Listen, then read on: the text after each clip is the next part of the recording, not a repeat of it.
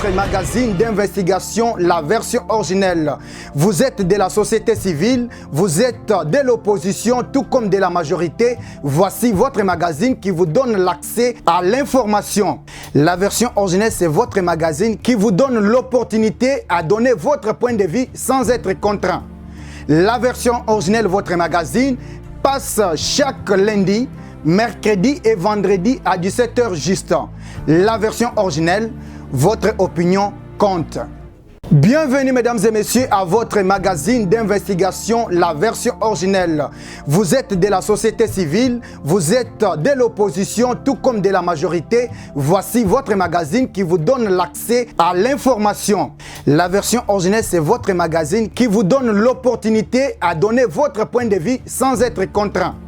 La version originelle, votre magazine, passe chaque lundi, mercredi et vendredi à 17h juste. La version originelle, votre opinion compte. Bienvenue mesdames et messieurs à votre magazine. Mesdames et messieurs, je suis heureux de vous présenter cette version originelle essentiellement politique. Nous allons parler en long et en large sur l'actualité politique, pourquoi pas aussi les développements, avec un ancien chevalier de la plume, je ne sais pas comment l'appeler. Il est aussi médecin. Augustin Mbango, bonjour, bonsoir mon frère. Bonjour, bonsoir cher frère. L'ancien confrère bien sûr. L'ancien confrère. Ouais. Maintenant vous avez, vous n'êtes pas encore journaliste, hein? On ne peut pas vous appeler encore journaliste parce que vous n'avez pas la carte. Vous êtes seulement médecin, Bien sûr, vous avez raison. Mais médecin politicien. Médecin politicien, oui. J'espère que vous n'allez pas commettre des erreurs tout en étant de l'autre camp. Vous allez respecter les serments. Eh bien oui, hein, on est là pour respecter le serment. Partout où nous pouvons nous présenter, on doit respecter le serment. Hein. Même dans les paroles, le serment doit être honoré et respecté. Merci beaucoup. Je rappelle que Augustin Mbango, il est militant du PPRD, de JKK. Bien sûr. Chez vous, ça marche? Ah oui, nous sommes sur la bonne voie et nous croyons que ça marche. Et les partis un peu bousculés avec tout ce qui se passe? Bien, je peux vous dire que dans une famille où il y a des personnes, bien sûr, commençant par les parents et les enfants, les problèmes ne manquent pas. Il y a des problèmes, les problèmes sont partout et même de l'autre côté, il y a aussi des problèmes. Mais ceux qui endurent devant ces problèmes, ce sont les personnes appelées à endurer, appelées à tenir jusqu'à la fin. Sinon, c'est quand même quelque chose de bon parce qu'on sent que même lorsque JKK n'est pas au pouvoir, vous n'avez pas, vous n'êtes pas donc comporté comme certains Congolais qui aiment toujours suivre là où se trouve le pouvoir. Ça, votre constance montre tout simplement que vous êtes quand même ordonné. Eh bien, nous sommes là parce que nous avons adopté l'attitude de notre chairman, de notre chef, la tête. Vous voyez, lorsque la tête est bien installée, ouais, les membres vont toutefois ne poseront pas trop de problèmes. Ouais. Ah, voilà.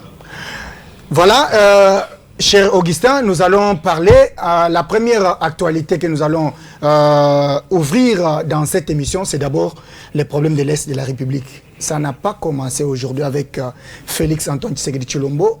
C'est un problème que l'ancien président, le sénateur à vie, Joseph Kabila Kabange, a laissé dans notre pays. Comment vous analysez cette situation qui perdure, où les massacres du jour le jour ne cessent d'augmenter? Quelle est votre lecture par rapport à cette situation? Eh bien, merci d'aborder cette question très importante. C'est une question qui fait couler encre et salive tous les jours.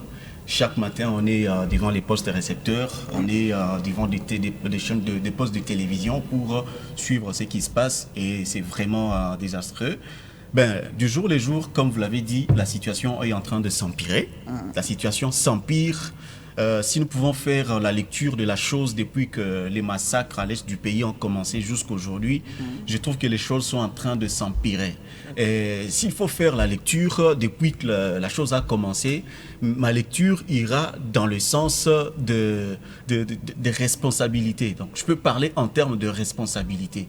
Donc, lorsque je parle des responsabilités, je vois les responsabilités au pluriel. Je ne parle pas d'une responsabilité que peut avoir une seule personne, mais toute la communauté a une responsabilité, c'est-à-dire un mot à dire par rapport à ce qui se passe à l'est du pays.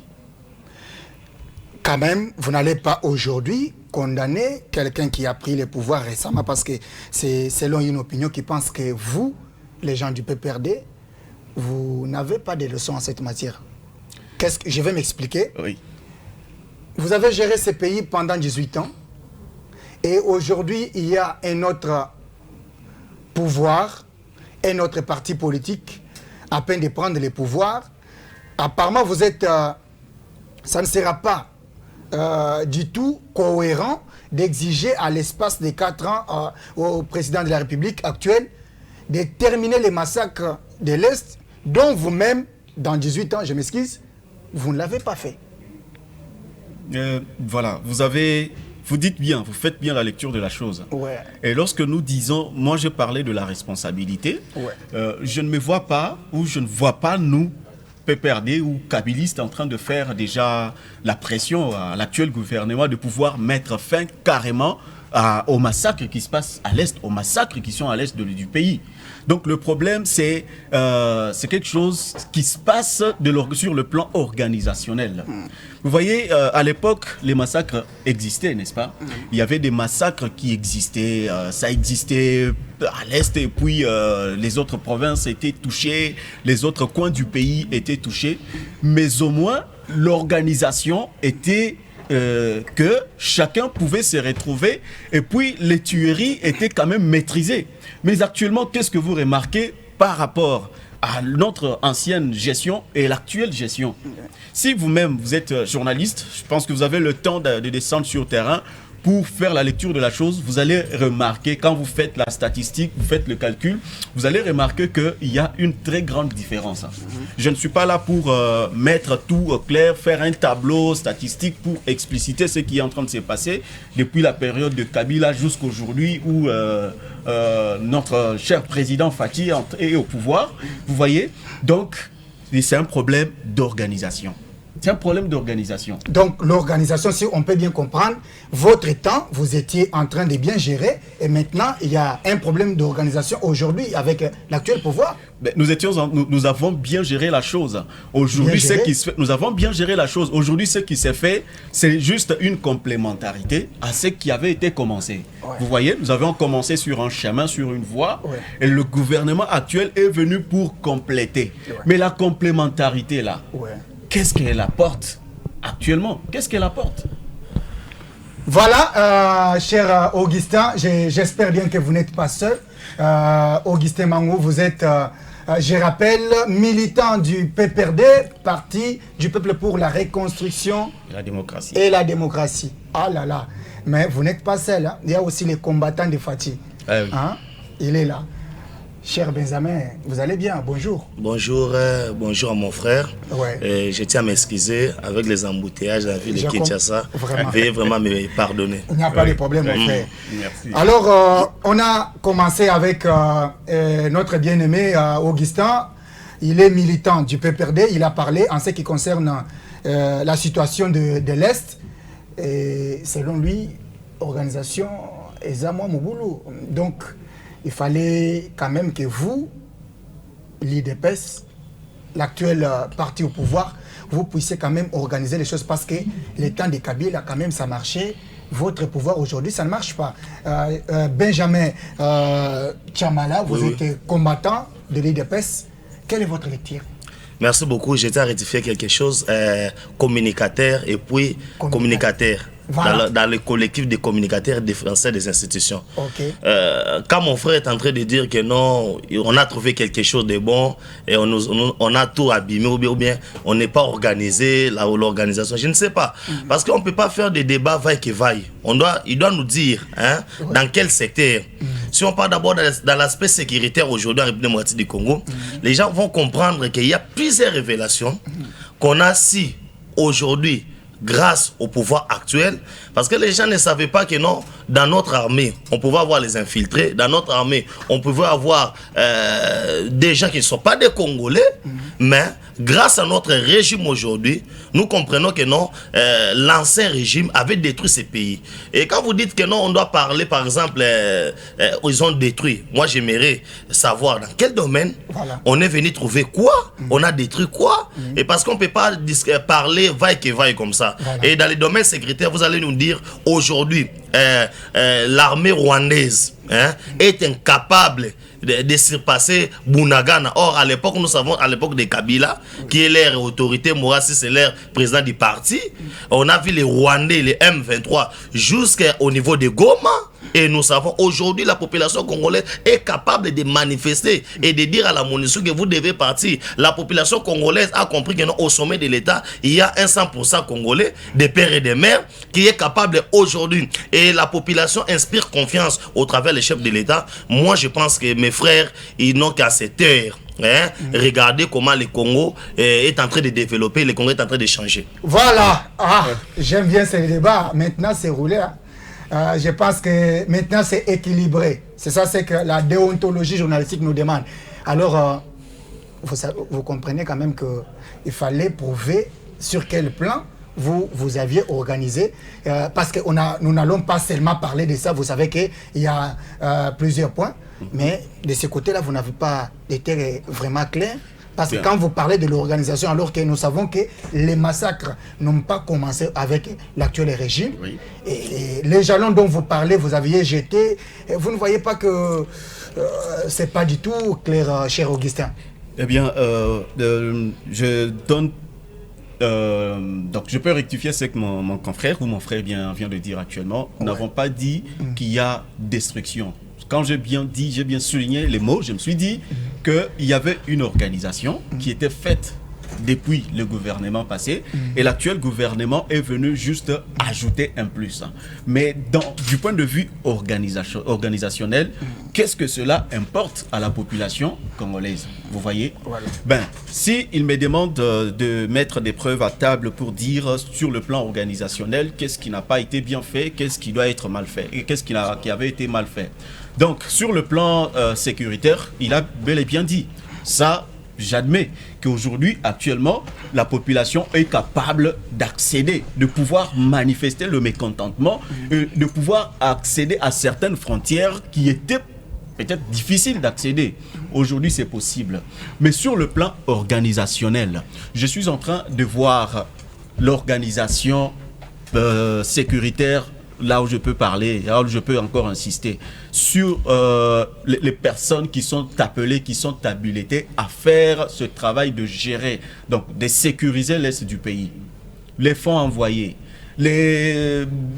comment je peux dire, les fonds qui ont été alloués à la sécurité en question. Est-ce que ces fonds ont atteint, bien sûr, la cible? Ces fonds n'ont pas atteint la cible. Aujourd'hui, ce qui se fait, on vous apprend que tel général a détourné autant, tel général a détourné autant. Il y a des détournements qui se font en catastrophe et les gens qui sont censés... Est-ce que ça a commencé aujourd'hui, cher Augustin?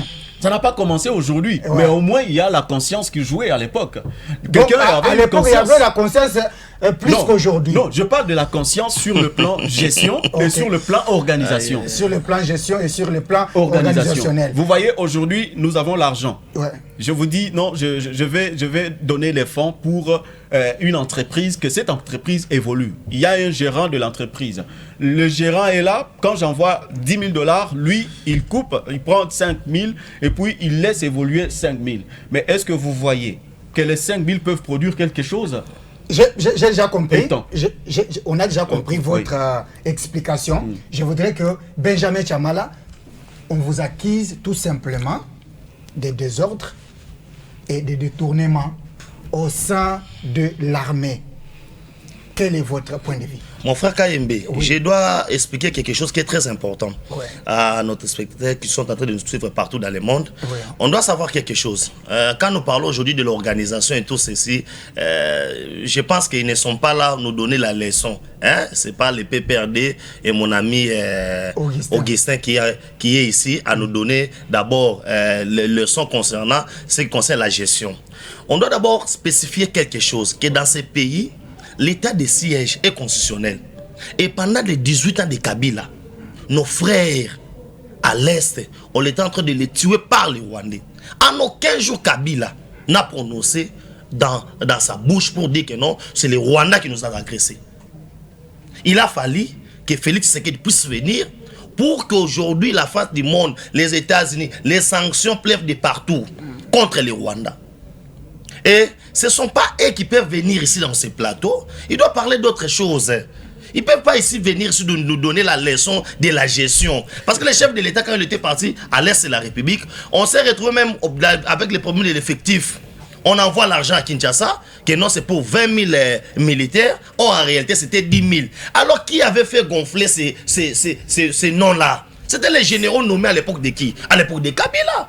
Si la mafia est organisée aujourd'hui au Congo, c'est Kabila qui avait nommé tous ces gens-là. Et aujourd'hui, nous avons on a compris beaucoup quand nous avons initié l'état de siège. Moi, j'aimerais d'abord qu'on puisse, si nous parlons de sécurité, les gens critiquaient l'état de siège. Mais grâce à l'état de siège aujourd'hui, on a découvert beaucoup. Au Congo, on ne parle plus de massacres.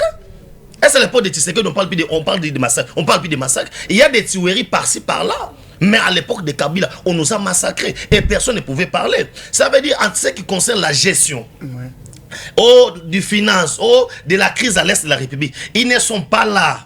Ce ne sont pas les bonnes personnes qui peuvent venir ici pour nous donner des leçons. Parce que leur gestion était catastrophique dans ces pays et tout le monde le sait. Aujourd'hui, si on est capable de dire aujourd'hui que non, autant celui-ci n'est pas congolais, mais la manifestation de la population démontre réellement que non, il y a changement. Parce qu'auparavant, la population ne pouvait pas faire ça. Et aujourd'hui, il faut maintenant dire que non, l'argent donné. Moi, je suis un économiste de formation. Il doit me dire dans ces plateaux que non, vous avez envoyé autant de millions, on a détourné autant de millions par tel ou bien par tel. On ne peut pas faire des débats vaille comme ça. Venir ici dire seulement que non, on a donné combien? Voilà.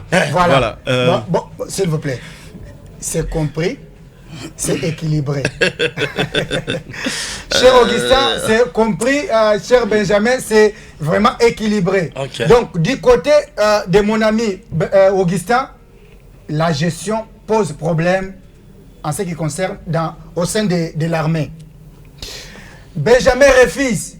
Benjamin dit que mon ami Augustin, avec le PPRD, n'ont aucune leçon à nous donner. Pourquoi? Parce qu'ils ont mal géré. Ils ont fait ceci, ils ont fait cela. Alors, attendez. Prochainement, vous allez donner ce que vous voulez. Là, ce sont nos téléspectateurs. Mesdames et messieurs, nous sommes dans la version originelle, votre magazine qui vous donne toute l'actualité sur ces plateaux. Nous avons reçu pour vous deux grands messieurs. Monsieur Augustin, docteur Augustin Mbangou, il est militant du PPRD et monsieur l'économiste, il est communicateur et aussi combattant de l'IDPEST à la personne de Benjamin Chamala. Alors, j'espère qu'on va passer à un autre point. Nous allons parler autre chose. Ben, avec votre autorisation, c'est vous les directeurs de l'émission. Effectivement. Okay. On va parler autre chose. Oui. C'est par rapport au bilan. Et avant peut-être d'aborder les problèmes des bilans, parce que bientôt, dans une année, ça sera une année électorale. Comment le PPRD juge les bilans du président de la République? Parce que dans les bilans, nous avons commencé bien sûr avec l'actualité à l'Est. Il y a beaucoup de points. Je ne vais pas parler à la place de Benjamin, je ne vais pas parler à la place d'Augustin. On parle d'abord sur le plan économique. Selon les statistiques, le pays a connu des avancées significatives. Mais une opinion pense que cette avancée est seulement dans les langages, est seulement dans les tiroirs, sur le plateau de télévision, mais ça n'a rien changé sur le plan, donc si je peux dire, pratique dans la vie quotidienne des populations congolaises. Quel est votre point de vue? Eh bien, merci beaucoup encore une fois pour la parole et ce deuxième sous-thème. Ouais. Parlant du bilan. Le bilan, moi je peux dire que je ne peux pas prendre la place de la population. Voilà. Pour donner un bilan, dire, apprécier le bilan, évaluer le bilan d'un gouvernement, d'une gestion, je vous demanderai, vous en tant que journaliste, descendez seulement sur terrain. prenez le micro-baladeur, allez-y sur terrain, interrogez la population et vous allez faire l'évaluation, vous allez trouver quel est le bilan. Parce que si je me mets à parler, je pense que ça peut nous prendre beaucoup de temps parce qu'il fallait évaluer point par point et plan par plan. Vous avez soulevé un point. J'aimerais d'abord épingler ce point sur le plan économique. Voilà. Mais le plan économique, nous ne voyons que des chiffres. On n'entend que des chiffres. On voit et on entend. On voit des chiffres et on entend. Mais on ne palpe pas ce qui est dit, ce qui se fait dire. Vous pouvez dire qu'il y a des avancées économiques. Sur quel plan il y a des avancées? Parce qu'aujourd'hui, quand je vous demande... Les réserves d'échange, par exemple, les réserves qui ont quitté de 4 millions jusqu'à 11 milliards. Eh bien, vous avez raison. C'est quitté de 4 millions à 11 milliards. Vous avez raison. Je suis là, vous avez raison. Prenez le micro-baladeur, allez-y sur terrain. Aujourd'hui, le taux des dollars est à combien? Alors si on disait qu'il y a... à 200. À 200, oui, bien sûr. Mais à l'époque, c'était à combien? Et comment la population pouvait se retrouver? Il y a cette montée, il y a cette avancée économique. Mais aujourd'hui, la vie devient comment? Sur le plan économique. Prenez le micro, allez-y sur terrain, commencez ici, devant la station. Allez-y, circulez un peu, même dans 5 communes tout simplement. Ici à Kinshasa, vous allez découvrir qu'en tout cas, il n'y a pas d'avancée. Pourquoi parler d'avancée économique alors que la population est en pleurs et en larmes? Merci beaucoup, cher Augustin. Ce que j'aime, c'est votre discipline de respecter les minutes. Je crois que, cher Benjamin, vous allez aussi le faire. On vous acquise. Vous êtes spécialiste en chiffres. Il y a autant de millions, il y a autant de réserves d'échange, il y a ceci. Mais sur le plan pratique, dans les paniers ménagers, on ne voit rien. On ne voit rien. Vraiment, mais merci beaucoup. Merci, mon frère. Moi, je pense que quand nous parlons de l'économie et tout qu'on sort, nous devons d'abord savoir qu'il y a plusieurs choses qui entrent en jeu pour qu'un pays puisse développer sur les plans économiques. Il y a d'abord l'industrialisation. Qu'est-ce qu'on fabrique? Aujourd'hui, au Congo, on nous a laissé un pays où nous importons même l'aiguille. On n'a laissé aucune entreprise congolaise. Et vous pensez qu'aujourd'hui, dans ce genre, dans ces tableaux-là que je viens de peindre aujourd'hui, vous pensez que non, on devait faire des miracles? Non. On fait ce qu'on peut faire. Et puis les gens doivent savoir quelque chose. On nous a légué un pays où tout est dans les lanternes rouges. Et puis de deux, il y a aussi la crise Covid-19. Et aujourd'hui, vous devez comprendre que non, avec la guerre de Russie et tout qu'on sort, tout ça entre en guerre. Les gens ne peuvent... C'est pas Tshisekedi qui s'est levé un bon matin que non, qu'il y ait maladie de Covid. On ne s'était pas levé un bon matin aujourd'hui parce qu'aujourd'hui, le prix du pain aujourd'hui peut changer les jours au lendemain. Parce qu'il y a un problème du blé. Vous savez, avec l'Ukraine et la Russie a bloqué. Vous allez dire encore quoi? Non, à l'époque, on vendait les pains autant, aujourd'hui on vend... Non, ce sont des facteurs qui interviennent indépendamment de notre volonté. Et les gens doivent savoir qu'il y a l'amélioration. Et ce que nous cherchons aujourd'hui à mettre en place, et nous devons savoir que non, il y a des avancées par rapport à l'époque. Les gens aujourd'hui parlent beaucoup. Kabila est venu dans ce pays. Les pains se vendaient à combien? 10 centimes, 5 centimes. Il a laissé ça combien? Mais quand même... il a laissé ça combien? À 300 francs. À 300 francs. Aujourd'hui maintenant, nous, il y a crise de Covid-19. Il y a des problèmes de céréales et tout qu'on sort. Et les gens veulent que non, on doit créer une solution magique. Non. On fait avec ce qu'on pourra. Il y a une nette amélioration par rapport à l'époque de Kabila. Mais quand même, les prix ont augmenté. Les prix ont augmenté, je vous ai démontré les facteurs qui font que ces prix-là puissent changer. Ça ne dépend pas de nous. Kabila a laissé les Congolais pauvres. Il n'y a plus de milliardaires congolais. Il n'y a plus de grands commerçants congolais comme on avait à l'époque. Les Lusakuvana, nous avons des Papa Kansebu, nous avons le Mundo. Il n'y en a plus. Vous voyez? Et aujourd'hui, on nous a laissé un pays où il y a un trou de plus de 200 mètres. Quand on fait l'effort de remonter jusqu'à 20, les gens nous disent que non, il y a encore 180 que vous avez laissé. Mais ne voyez pas l'effort qu'on est en train de faire. Kabila a laissé ce pays avec combien en réserve d'échange? Cher frère. Moi, je pense... Non, vous n'avez pas de leçons à nous donner sur le plan économique parce que c'est vous qui avez tué ce pays. Ils ont pris l'économie du Congo. Vous avez donné aux étrangers. Voilà. Et aujourd'hui, on veut faire porter à Tshisekedi quelqu'un dit l'échappement que non, il ne fait absolument rien. Non, on a pris une année et demie de Ilunga et Lukamba, il y avait des blocages en blocage, et aujourd'hui, avec une année de Sama Lukonde, on prouve à la face du monde qu'avec la volonté, on peut faire quelque chose dans ces pays. Et ces gens ici, ils n'ont pas, je vous dis, dans tous les secteurs, les PPRD, je dis bien les PPRD, ils n'ont pas de leçons à nous donner. Les PPRD n'ont pas de leçons à donner, mais au moins on dit que les prix, même sur le plan économique, parce qu'on parlait de sur le plan économique, ça n'a pas tellement changé. Mais aussi, il y a eu des facteurs qui ont fait assez que les prix là, qui est, par exemple, ce n'est pas le président de la République ou l'IDPS qui avait demandé à la Covid-19 d'intervenir et casser l'économie, et ce n'est pas le président ou l'IDPS qui avait demandé à la Russie, et etc. Vous ne voyez pas qu'il y a quand même des facteurs qui ont fait assez que les choses ne puissent pas tellement changer. Bien, moi j'aime toujours donner raison aux gens. Hein. Oui. Je lui donne pleinement raison, parce qu'il dit que ce n'est pas le président Fathi qui s'est levé un certain matin pour dire que non, Covid soit là et puis la situation à l'Ukraine. Bon, si je peux parler de la situation à l'Ukraine, c'est arrivé il y a combien d'années? C'est arrivé il y a combien d'années? Le prix du pain qu'il a évoqué là, ça a commencé depuis quand? Depuis combien d'années? Et avec le massacre, donc des histoires qui se sont passées à l'Ukraine jusqu'à aujourd'hui. Il me parle du pain qui était vendu à 300 francs. Mais je vous demande, comme je vous ai dit, j'insiste sur le micro-baladeur. Faites-le circuler, vous allez voir le pain qui était vendu à l'époque valait combien, c'était quel volume du pain. Et aujourd'hui, ça se vend à combien et c'est quoi le pain en question qui est vendu. Bon, faire évoquer l'histoire de l'Ukraine, moi je trouve que c'est juste un camouflage. Ils sont en train de se camoufler juste derrière ça pour dire que, vous voyez, en 2023, ils vont se tenir devant ce micro pour dire, vous voyez, nous avons eu des problèmes avec Covid-19, nous avons eu des problèmes avec l'Ukraine et la Russie, voilà pourquoi le bilan est tel qu'il est, donc donnez-nous encore la chance. Non, ce n'est pas ça le problème. Nous n'allons pas vous accorder la chance aussi longtemps que actuellement c'est que vous-même vous avez trouvé sur place. C'est en train d'être enterré. C'est en train d'être enterré dans le sens où vous parlez de l'économie chiffrée, mais vous ne parlez pas de l'économie pratique que nous voyons aujourd'hui. Il y a des grèves qui se font.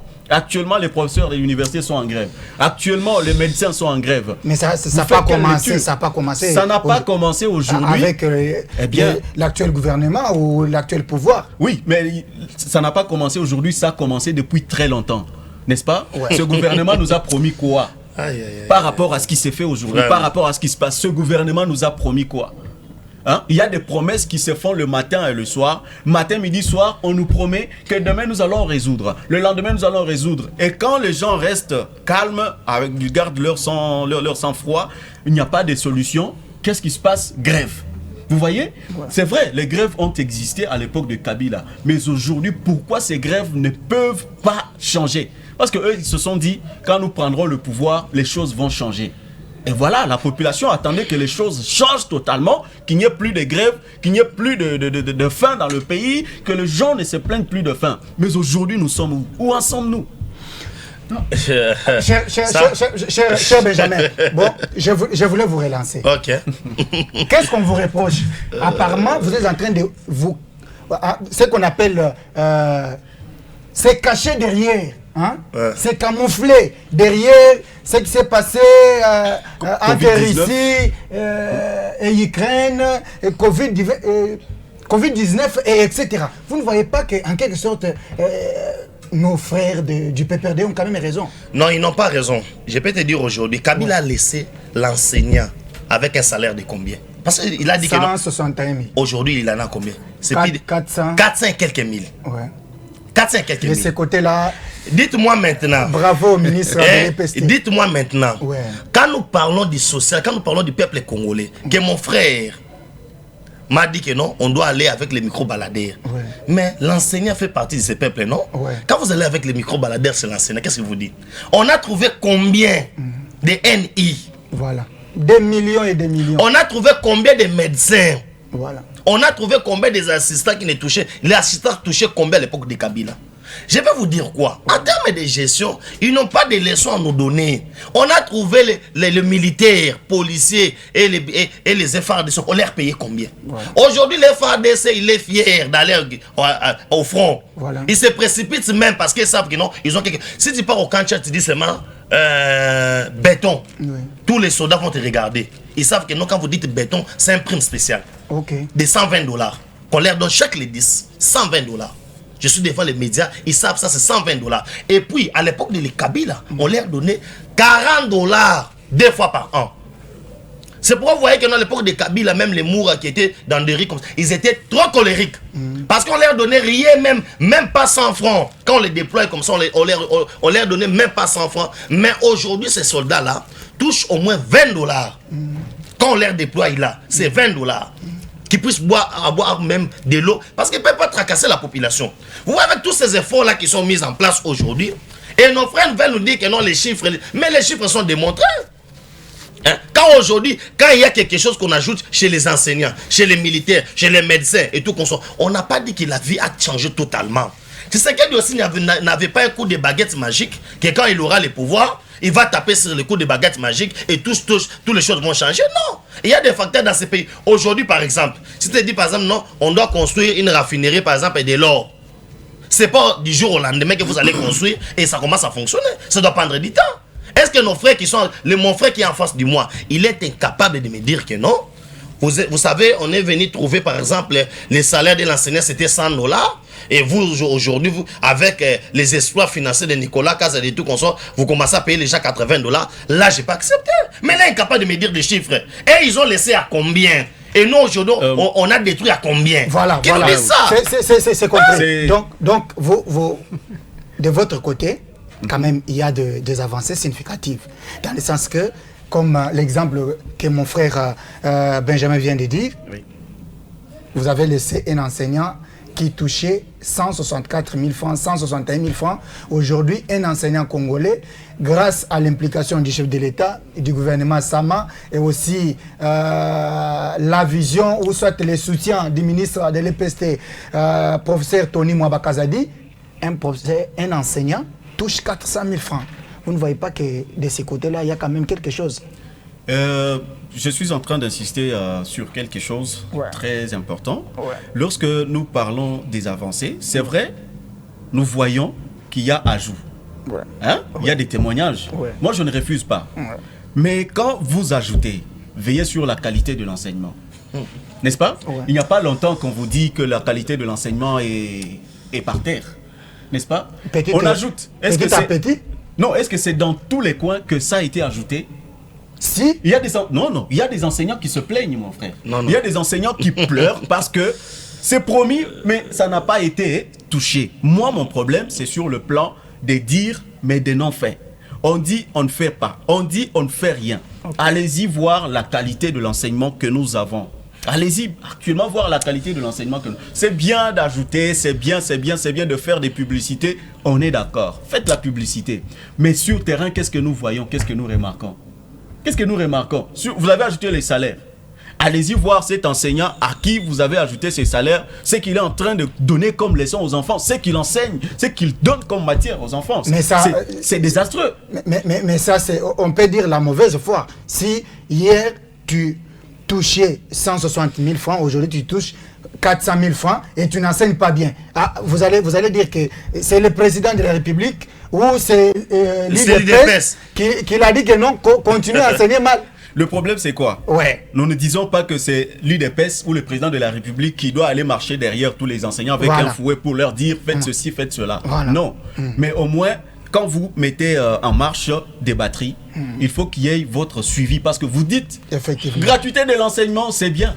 Et la gratuité, je vous apprends que c'est quelque chose qui a été commencé depuis très longtemps. Mais qui n'était pas effective. Aujourd'hui, vous êtes venu seulement marcher sur les bases qui ont été déjà installées. Mais ce n'était pas effectif, mon frère. Oui. Calmez-vous, vous aurez votre temps. Vous êtes venu rendre cela effectif, n'est-ce pas? Non, Augustin, mon frère, vous êtes intellectuel, vous êtes médecin, intellectuel congolais. Il ne faut pas quand même se voiler la face. Hier, la gratuité n'était pas quand même effective. Et vous êtes sûr que c'était seulement les langages politiques. C'était seulement, je me rappelle bien, j'ai eu affaire un peu détourné avec l'ancien Premier ministre Matata Mpogno, même dans la construction des écoles, etc. Mais on n'a pas senti quand même l'implication en quelque sorte. Mais dire que vous avez jeté les bases, vous ne voyez pas qu'en ce qui concerne la gratuité, dans votre temps, ce n'était pas quand même fait.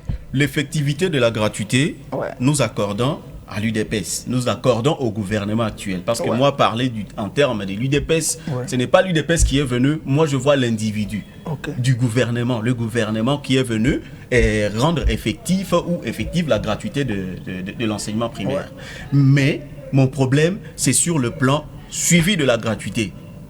Allez-y sur terrain, moi je pleure des fois, c'est que j'apprends, comme les enfants, quand ils amènent des papiers d'examen et tout, quand ils amènent les papiers des leçons apprises, je vois ce qu'il y a. Et quand vous allez suivre, on vous dit, mais on nous a promis.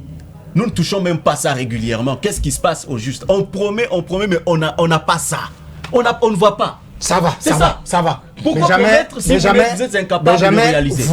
Vous l'UDPS, vous les pouvoirs de l'Union sacrée, vous promettez, vous continuez, vous êtes en train de donner toujours des promesses aux enseignants, apparemment selon Augustin, et vous ne faites rien sur terrain. Je pense que vous êtes journaliste d'investigation. Effectivement. Comme il a promis ici que non, il a demandé, mon frère Augustin dit que non, on doit descendre sur le terrain. Moi, je pense que vous devez descendre sur le terrain et voir les enseignants, leur demander réellement, est-ce qu'on promet, on ne réalise pas. Ça, c'est un débat que je ne peux pas faire ici parce que les enseignants sont là, on leur promet et on réalise. Mais quand il me parle de la qualité de l'enseignement, qui a détruit ça? C'est Kabila.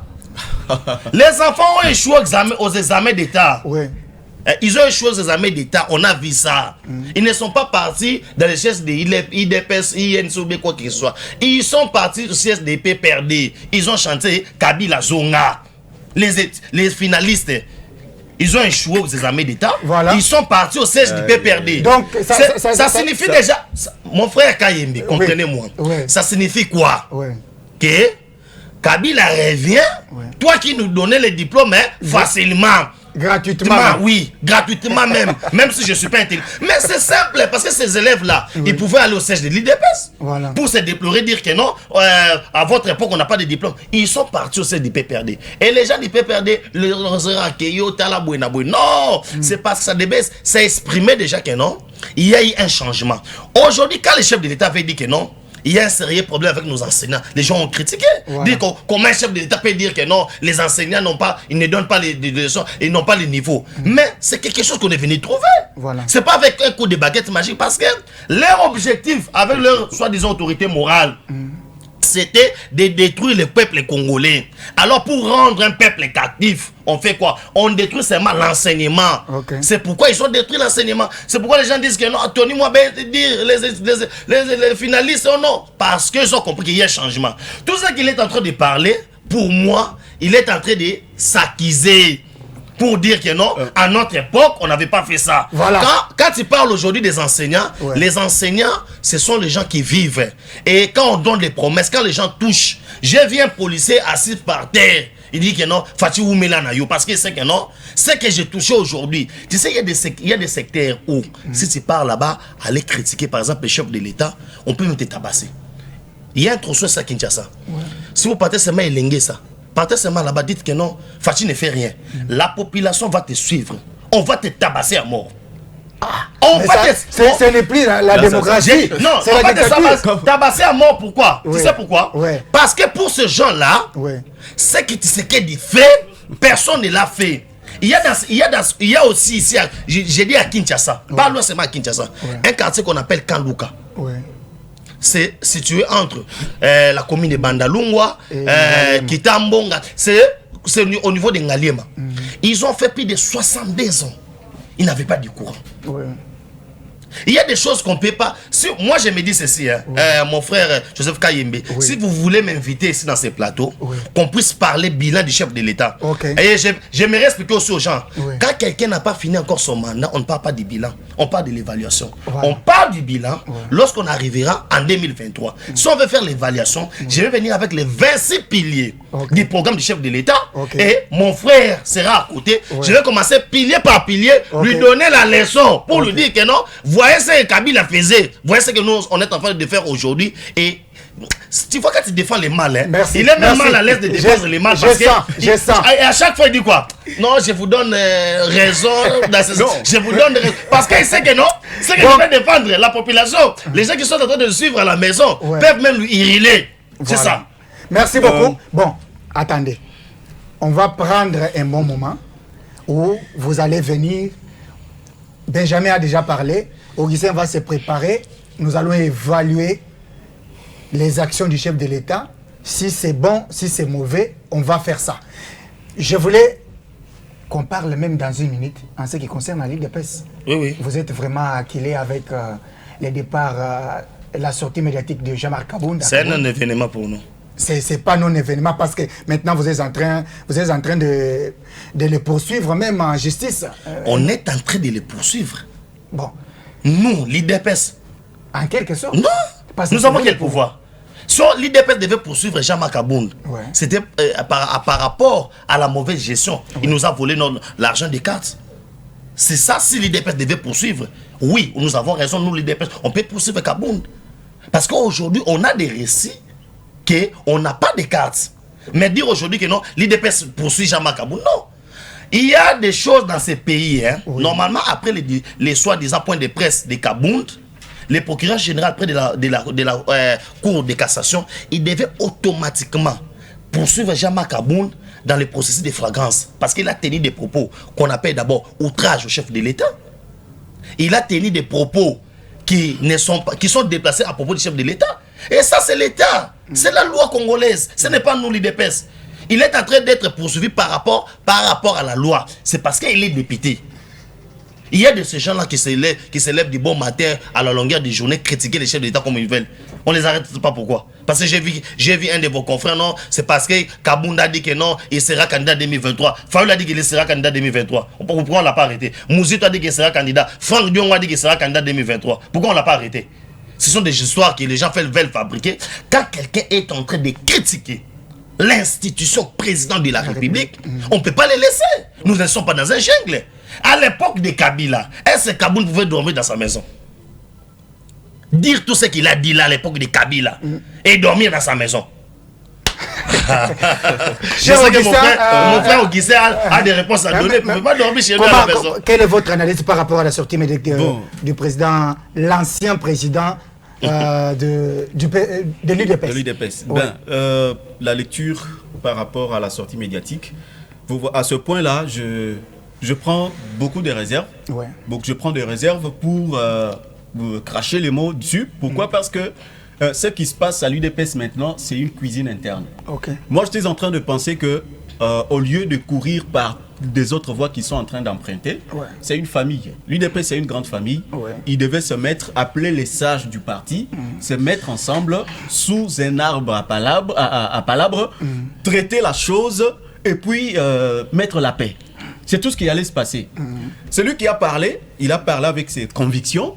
Il a critiqué le chef de l'État. Moi, je n'encourage pas le fait que vous vous réveillez plutôt le matin, vous vous mettez devant le micro, vous crachez des choses sur le chef de l'État. Là, je prends des réserves. Le chef de l'État, c'est un parent qui doit mériter du respect et qui doit mériter de la considération.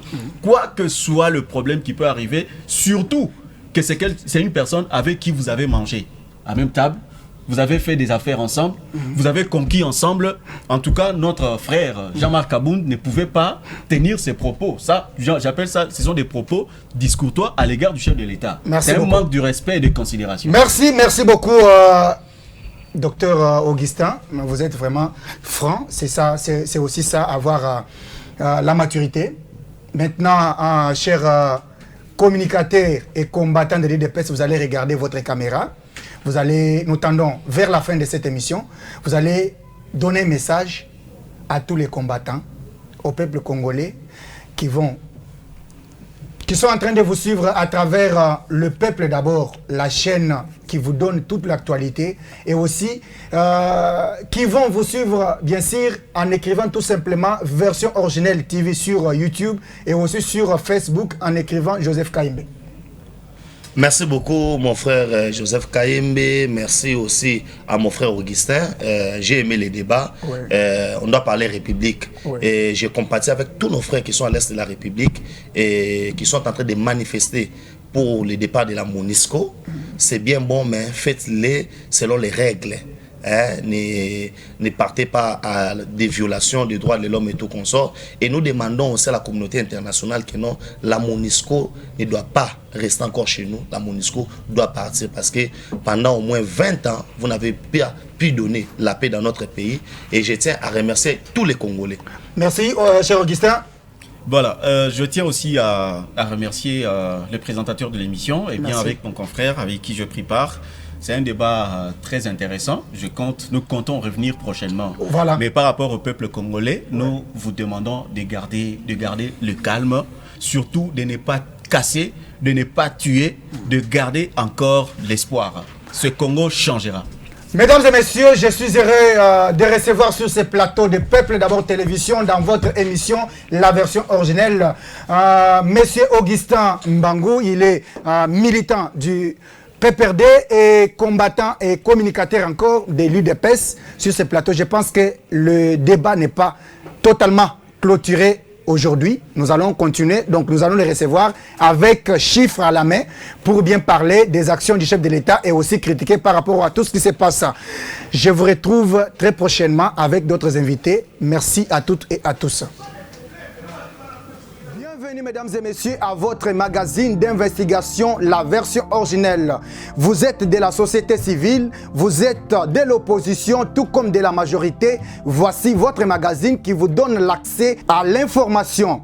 La Version Originelle, c'est votre magazine qui vous donne l'opportunité à donner votre point de vue sans être contraint. La Version Originelle, votre magazine, passe chaque lundi, mercredi et vendredi à 17h juste.